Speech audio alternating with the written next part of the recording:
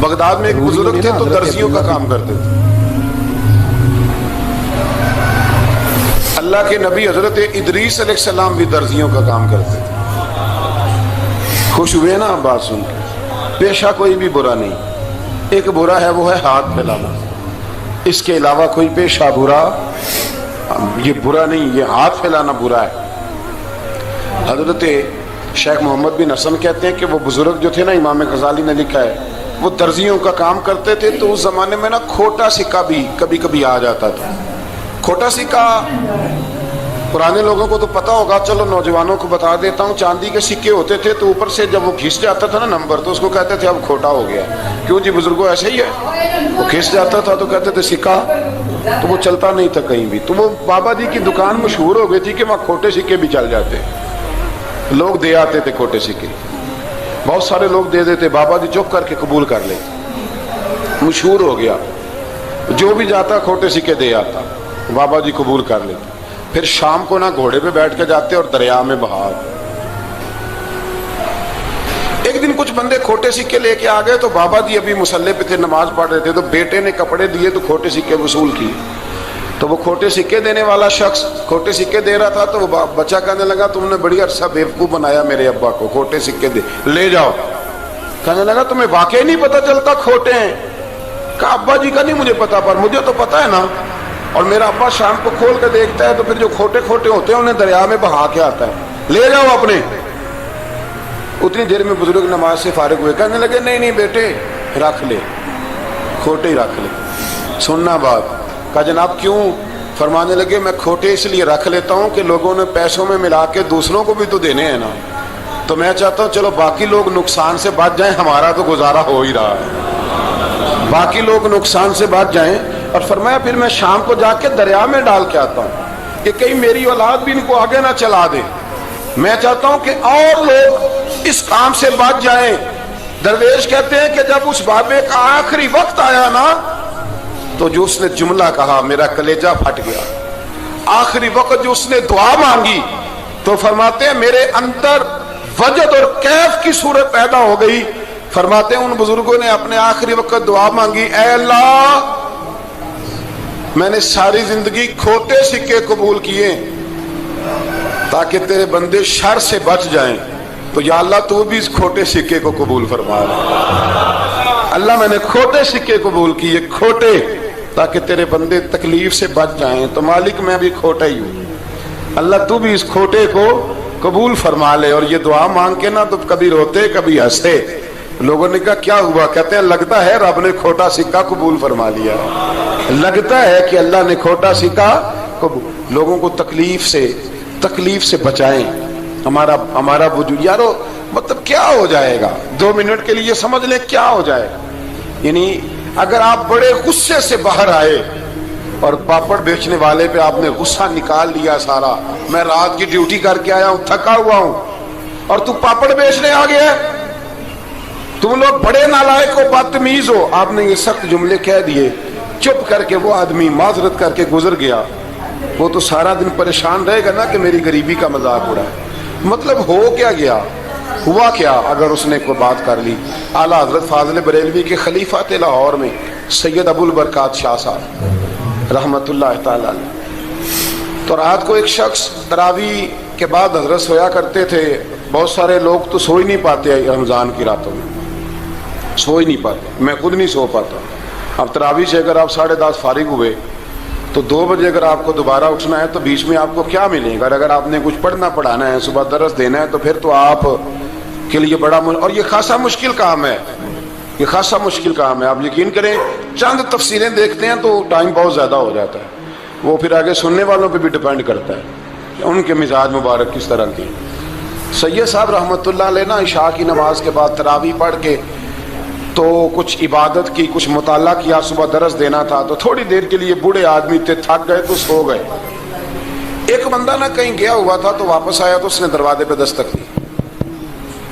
تو سید صاحب کے بیٹے تھے، بخاری شریف کی شرح لکھی، بڑے عالم تھے سید محمود رضوی صاحب رحمت اللہ. رضوی صاحب کہتے میں نے دروازہ کھولا، میں نے کہا ہاں جی بولو. کہنے لگا جی میں نے سید صاحب سے ملنا ہے. مفتی اعظم پاکستان تھے وہ. لاہور میں حزب الاناف ادارہ تھا, سید ابو البرکات شاہ, میں نے حضرت صاحب سے ملنا ہے. تو کہا کوئی حکم ہو تو مجھے نہیں, جی میں نے انہی سے ہی ملنا ہے. یہ بھی بڑا مسئلہ ہوتا ہے, میں نے انہی سے ہی ملنا ہے. چلو ٹھیک ہے جی, انہی سے مل لو. تو کہتے اتنی دیر میں نا سید صاحب بھی اٹھ کے آ گئے. محمود کون آیا؟ تو اس نے کہا حضور میں آپ کا ایک عقیدت مند ہوں, تو میں کہیں گیا ہوا تھا تو ابھی واپس آیا ہوں, تو مسئلہ نا کئی دفعہ پوچھنا کرتا ہوں تو بھول جاتا ہوں, ذرا بات کی نزاکت کو دیکھنا, بھول جاتا ہوں. تو یاد آیا تھا تو میں نے کہا چلو ابھی پوچھ آتا ہوں, گزر رہا تھا یہاں سے. میں پوچھو. کہنے لگا جی پوچھنا یہ تھا کہ جس نے فرض جماعت کے ساتھ نہ پڑھے ہوں رمضان میں, تو کیا وتر جماعت سے پڑھ سکتا ہے؟ مسئلہ پوچھنا تھا. علامہ محمود رضوی صاحب کہتا ہے مجھے بڑا ہی غصہ آیا. میں نے کہا کہ پتہ نہیں کوئی اس وقت مشکل آ گئی ہے جو رات کو آیا ہے. کسی وقت انسان رات کو طلاق دے بیٹھتا ہے, کوئی ایسی بات ہو جاتی ہے تو عالم کے دروازے پر, یہ تو عام سا مسئلہ ہے, سویرے پہ پوچھ لیتا. اتنی تکلیف دی اس نے, کتنی بڑی اذیت ہے. اور ایسے ہوتا ہے, ہم نہیں احساس کرتے کہ یار تھوڑا سا دیکھ لیں, ماحول کو دیکھ لیں, طبیعت کو دیکھ لیں. مجھے بڑی اچھی طرح یاد ہے کہ میں نے ایک دفعہ نا ایک عالم سے مسئلہ دریافت کیا, وہ ہمارے استاد تھے, تو مجھ پہ ناراض ہوئے. میں بڑا پریشان ہوا کہ پوچھی تو میں نے دین کی بات تھی, تو استاد ہی ناراض ہو گئے. استاد واپس آیا تو یہ کہنے لگے تمہیں پتہ ہے میں شوگر کا مریض ہوں. میں بڑی تکلیف میں تھا, اور میں نے نماز کے لیے میں جلدی کیوں اٹھ کے چلا گیا تھا, میں نے ایک روٹی کھانی تھی, مجھے کچھ ہو رہا تھا. تو اب میں اگر تجھے انکار کرتا, دین کی بات تھوڑا دیکھ لیا کرو, مزاج کو سمجھ لیا کرو, تم سمجھتے نہیں, احساس ہی نہیں پیدا کرتے. وہ بڑی اس وقت چیز سمجھ میں آئی کہ کچھ چیزیں ایسی ہوتی ہیں ہر وقت انسان ایک موڈ میں نہیں ہوتا. آپ سمجھیں, بہرحال جو بات کرنا اس کو سمجھیے گا. تو وہ کہتے ہیں کہ سید صاحب نے اس کو کہا, میں بات ختم کرنے لگا ہوں, کہا کہ وہ اگر نہیں نہ پڑھے فرد جماعت کے ساتھ تو بہتر یہ ہے کہ وتر بھی جماعت سے نہ پڑھو. وہ بندہ مطمئن ہو کے چلا گیا.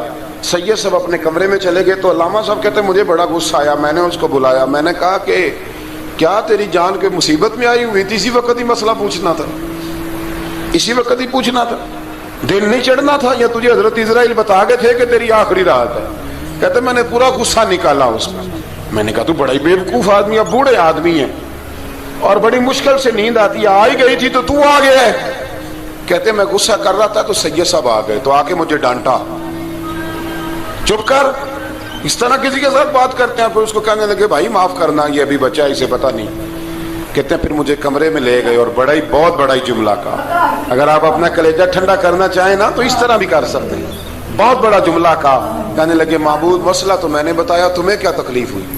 اور پھر فرمانے لگے شکر کرو اللہ کا, اس دور میں بھی کوئی دین کی بات پوچھتا ہے. شکر کرو اللہ کا, اس دور میں بھی کوئی دین کی بات پوچھتا ہے. شکر کرو اللہ کا, کوئی دین کی بات پوچھتا ہے, ورنہ تو لوگ پوچھتے ہی نہیں. تو اگر آپ خوش کرنا چاہیں اپنے آپ تو آپ سائیکل والے پہ غصہ کرنے کی بجائے یہ بھی تو کہہ سکتے ہیں نا شکر ہے رزق حلال کما رہا ہے, مانگ کے نہیں کھاتا, شکر ہے یہ محنت کر رہا ہے اپنی. تو آپ اپنے ذہن کو اس طرح کا بنائیں, سوچ کو اس طرح کا بنائیں. آج اس جمعے میں ہم نے ارادہ کرنا ہے کہ ہم نے آسانیاں دینے کی کوشش کرنی, ہم نے لوگوں کو تکلیف نہیں دینی, ہم نے کسی کو آزمائش میں مبتلا نہیں کرنا, ہم نے کوئی ایسا کام نہیں کرنا جس کی وجہ سے لوگ سمجھیں کہ یہ آدمی بوجھ بن گیا. کبھی بوجھ نہ بنے. یارو کتنا بدبخت ہے وہ آدمی جس کے مرنے کی لوگ دعا مانگے, اس کے مرنے. حضرت عبداللہ ابن مبارک کے پڑوس میں ایک یہودی رہتا تھا, یہودی تھا, یہودی. حضرت عبداللہ ابن مبارک مکان بیچنے لگے, حضرت عبداللہ ابن مبارک کا پڑوسی مکان بیچنے لگا, وہ یہودی. تو کہا کہے تو کہا کتنے کا؟ 2000 دینار کا. 2000 دینار. تو انہوں نے کہا کہ اس گلی میں, اس محلے میں تو 1000 دینار کا مکان ہے, تو تیرا 2 کا کیوں ہے؟ کہنے لگے 1000 میرے مکان کا اور 1000 عبداللہ ابن مبارک کے پڑوسی ہونے کا, اس لیے کہ اتنا شاندار پڑوسی تمہیں کبھی نہیں ملے گا جس کی ہم نے کبھی آواز ہی نہیں سنی. 1000 روپیہ لوں گا ان کے پڑوس میں جگہ دینے کا, 1000. تو شخص کہنے لگا یہ تو نے عجیب بات کر دی, حالانکہ تو یہودی ہے, یہ تو نے عجیب بات کر دی. تو کہنے لگا 3 دن میری گلی میں آ کے رہ, تو دعائیں مانگے گا کہ یا اللہ میں یہیں رہنا چاہتا ہوں. وہ دعائیں مانگے گا کہ اتنا اچھا انسان